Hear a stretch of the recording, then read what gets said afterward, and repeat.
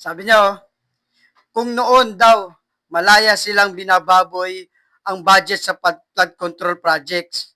Ngayon, ako ang Pangulo, hindi ko sila kukonsintihin at sila'y aking papalagan. Wow! Sarap sampalin na ito kapag ano mo sasalita ng ganyan, ano? Wala ni isa sa kanila ang makakalusot.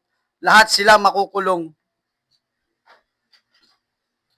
Ikaw, si Romualdez at saka si Saldico, yung tatlong mastermind sa malaking nakawan sa kasaysayan ng Pilipinas, bakit di mo pinakulong?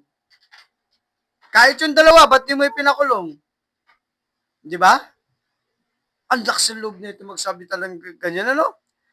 Hindi ka nahihiya sa mga pinagsasabi mo dyan na ikaw kuno ang ano, ang nagsiwalat, tapos ang lakas pa na loob mo magsalita ng ganyan na sa pamumuno mo hindi sila makakaligtas, makukulong sila lahat.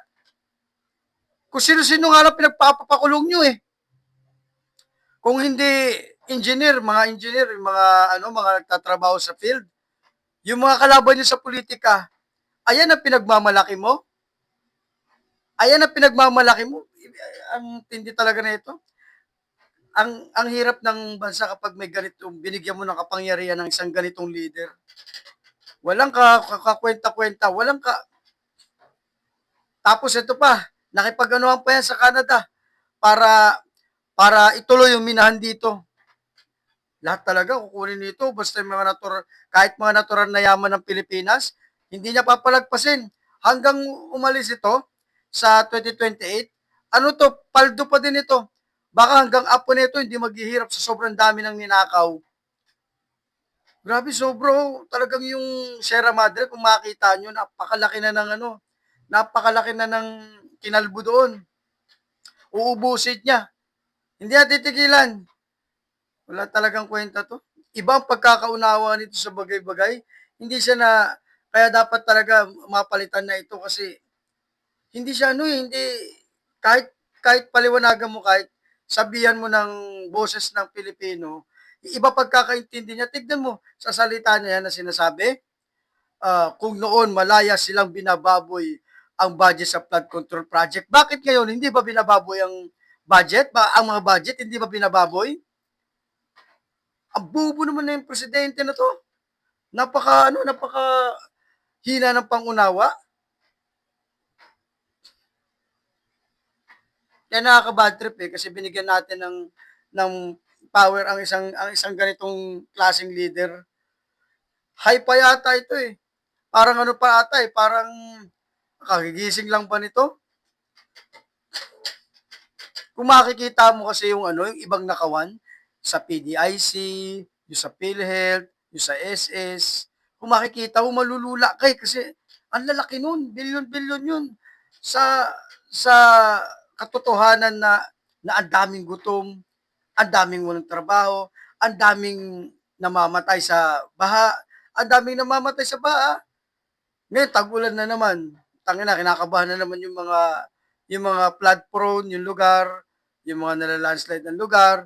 Kinakabahan na naman yan sila kasi huwag ka na umasa sa gobyerno, wala talagang may tutulong yan. Pag nanakaw lang ang alam niyan. Dati mas maano pang pamumuno ng Aquino eh, yung dating presidente si Pinoy. Puta, mas malala pala to pagdating nito 2022. Mas malala pala ito. Sobrang lala. Alam mo ngayon, ang laki na nagagastos nila araw-araw sa kada hearing dyan sa impeachment. Ang pinagtatalunan lang nila 175 million. Putik na yan. 175 million.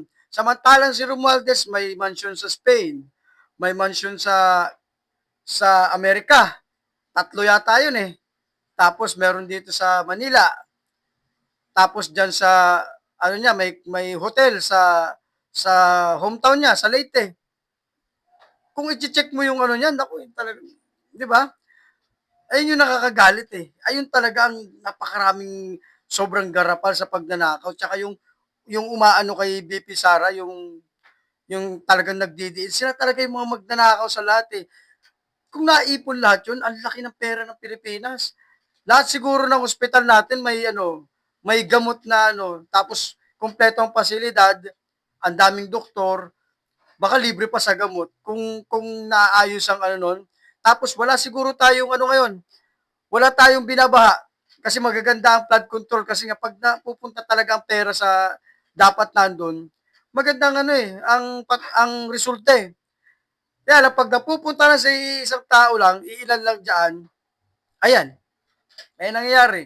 Ang gulo-gulo natin, sobrang gulo. Kaya dapat ngayong taon na lang ito eh. Hindi na ito abutin dapat ng 2027. Kasi matagal pa yun.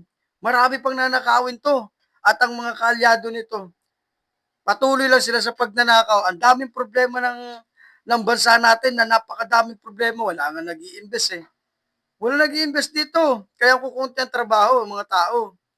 Paano ka naman mag-i-invest? Nanakawan ka na nanakawan sa mga tax, sa mga 'di ba, kailangan mong lakarin sa business mo, yung mga gano'n. Pagmamalas-malasin ka pa, eh, tatagain ka pa ng ano, ng politiko. Pero pagkakampi mo sila, lahat ng business mo puta kahit illegal, makakapag-manage ka ng maayos. Ang tindi nito ng pagkakaunawa nito sa ano, sa issue ng flood control na 'yan.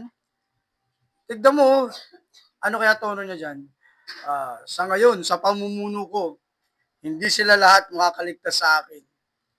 Lahat sila ay makukulong. Inang yan. Kulong yan lahat. Ngayong ako na ang Pangulo, hindi ko sila lahat kukonsintihin. Papalagan ko sila. Paano? Sasabayan mo sa pagnanakaw?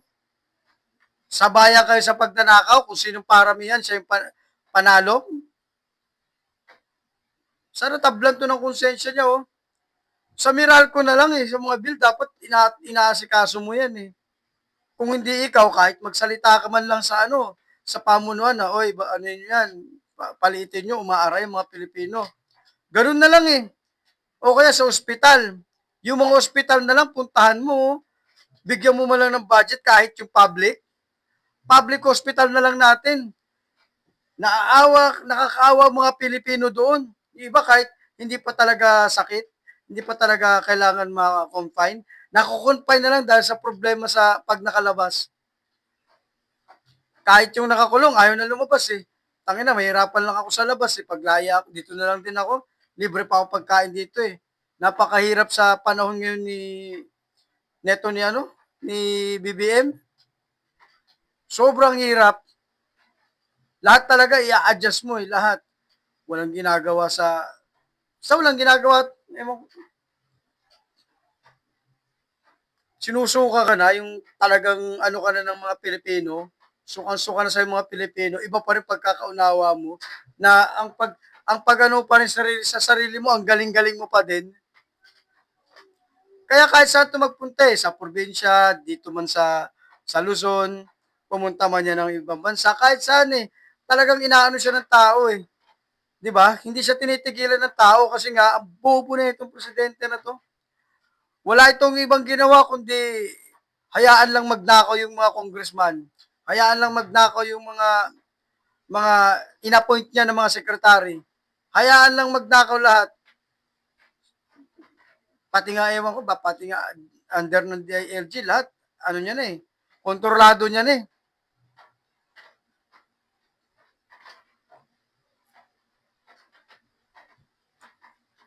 Ako di pa rin ako nawawalan ng pag-asa na ang mga kapatid na INC may gagawin kasi ayun, sasama kami dyan. Kasi nga naman, dapat laya na si Marcoleta eh. Di ba, binasura yung kaso niya na campaign fund donation. May warrant ulit na ilalabas. Ayaw talaga nila palabasin si Marcoleta. Ayaw, kasi nga daw, kapag ito ang lumabas at pumunta dun sa hearing, nako, mangangamote yung ano, yung witness nila, yung NBI na expert ko, no?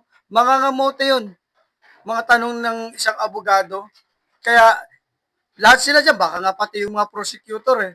Ba, yung panel ng mga crocodile. Ubus kay Marcoleta yun, kaya inaano nila eh. Kahit ano nga lang eh, di ba? Yun pa, isa pa yun. Umaasa pa rin ako niyan.